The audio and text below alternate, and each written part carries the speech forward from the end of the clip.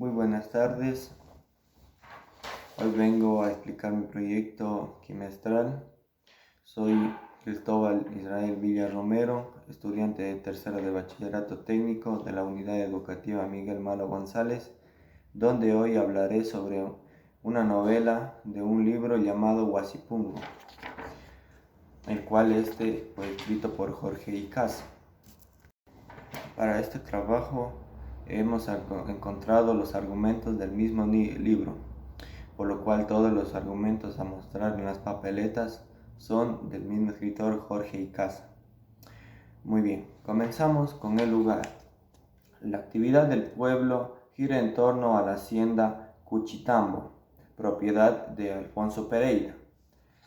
Este lugar es básicamente simple, no hay mucho de más. Al principio no había carreteras, el lugar donde se centraba era el campo, donde vivían de la ganadería, cultivos, casas mayormente. Solo los terratenientes tenían casas buenas que eran hechas de bloque y madera.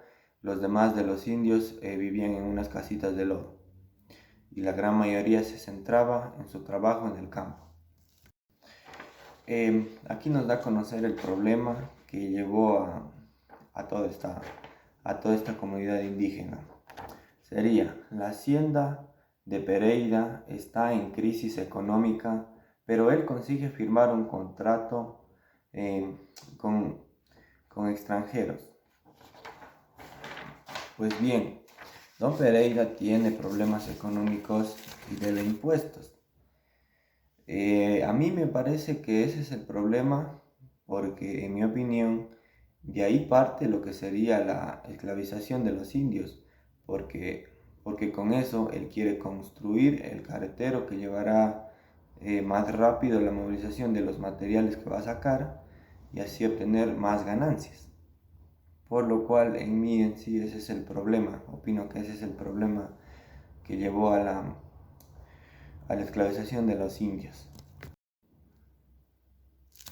Lo cual esto provocaría, con la firma ya del contrato hacia el extranjero, provocaría que don Alfonso Pereira quitara a los indios sus huasipungos.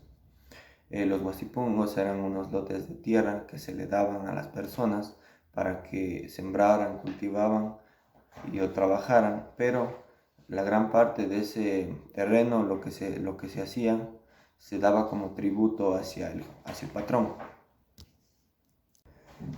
Tenemos el siguiente argumento de la evangelización, donde el cura se encarga de evangelizar a los indios para engañarlos y tener una ganancia económica.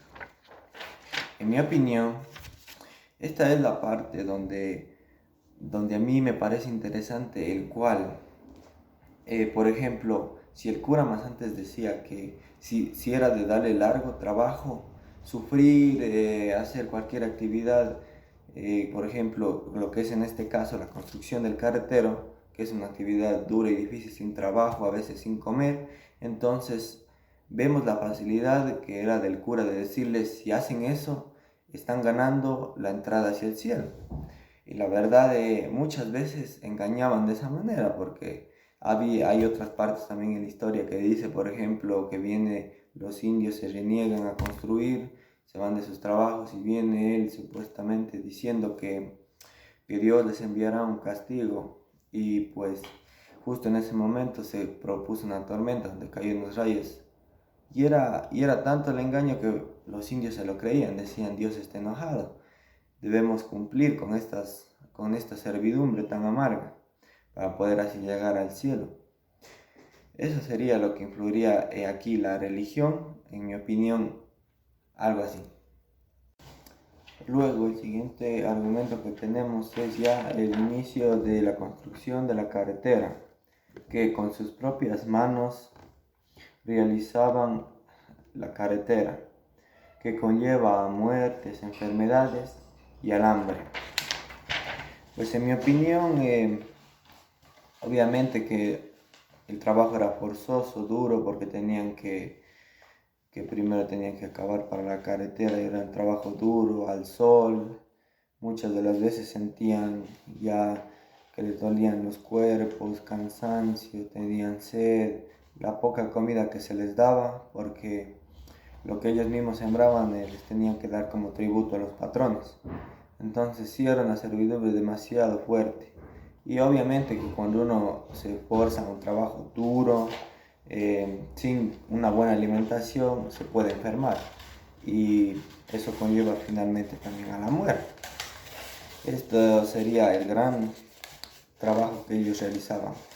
Era demasiada tortura, el cual también, sin olvidar que también los capataces les pegaban, ¿no? Cuando dejaban de trabajar o se ponían a sentar, estos capataces les hablaban o les pegaban. Luego viene lo que nos dice el libro La Revelación. Con la muerte de Kunshi y la comprensión de Chilipunga, se rebelaron y se negaron a la expropiación de sus huasipungos, pero esta fracasó. Bueno, en mi opinión, en esta de aquí, sí trataron los indios de rebelarse, porque ya estaban cansados de tanto, pero lo que más les conllevó a ellos, en mi opinión, a rebelarse, fue en ver cómo la tierra de ellos, que era de sus familias antiguas, de sus abuelos, de sus bisabuelos, de ver cómo esta tierra se va a perder. Y ellos no querían eso, querían que se conservara para sus futuros hijos, para sus descendientes. Entonces esto fue más que la opresión, esto les conllevó a rebelarse. Alfonso Pereira. Pero fracasaron porque Pereira les dijo que si no trabajaban, el ejército los iba a matar. Y eso fue lo que hizo. Viajó a Quito, vino trayendo con el ejército para que los indios trabajaran, llevando al fracaso de esta rebelión. Ahora voy con el último argumento. La obra sin solución. La grave situación de los indígenas no mejoró. Y fue la traición del Pereira. Bueno, en mi opinión, Pereira dijo, ¿no?, que iba a llevar desarrollo, que iba a haber trabajo, mercados, si construían la villa porque sería más fácil sacar productos. Esa fue la gran mentira que les hizo. Pero en realidad, ya terminada la obra, básicamente no fue una carretera muy buena que digamos. No llevó el desarrollo que se había prometido y nada de eso. Por lo cual, este personaje llevó a la traición de los indígenas, de los curas y a su perdición misma. Bueno, en mi opinión, esta obra es en sí una obra muy larga, concreta, donde narra diferentes puntos de la novela, por ejemplo, como lo digo, los más acontecidos que he puesto aquí. Claro que hay otros. Por ejemplo, a mí lo que más me impacta es la opresión que tiene. O sea, en esos tiempos, cómo alguien podía, básicamente, a través del engaño de la religión, o sea, si el cura les dice, tienen que hacer esto porque si no, no entran al cielo, no tienen perdón a Dios. Y así, ya, se hace una idea. Eso es lo más que me impacta a mí, y que así puedan entrar a una servidumbre tan dura, solo con el fin de pensar que así se van a salvar de la perdición y del infierno. Bueno, y lo siguiente a mencionar es lo que se vulneró de estos indígenas. Lo primero fue los derechos de un ser humano, los derechos a la vida, derechos a una vivienda, a la comida, a la salud, al estudio. Básicamente no había nada, porque cuando uno se centra en lo que es en la esclavización, se le retira todos sus derechos. Tanto es así que hasta su derecho a la vida lo pierde, porque si se muere en el trabajo es como si nada. También otro impacto que veo es la explotación de los recursos humanos. Pereira les engaña y les dice que supuestamente va a pasar para que los indios puedan sacar sus sus cultivos y que vayan a los mercados para traer el desarrollo, que sea más fácil traer materiales, por ejemplo, construcción, para la iglesia, aguas, la comida.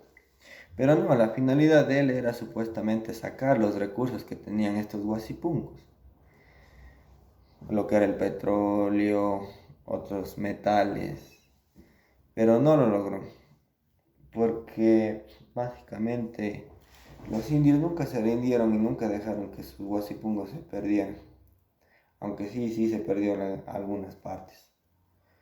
Y nada, eso es la gran historia de Guasipungo, una novela interesante porque en sí nos narra la opresión que tuvo estos indígenas, la forma de vida que ellos llevaban, cómo era en esos tiempos la vida. Y pues, gracias y que tengan un buen día.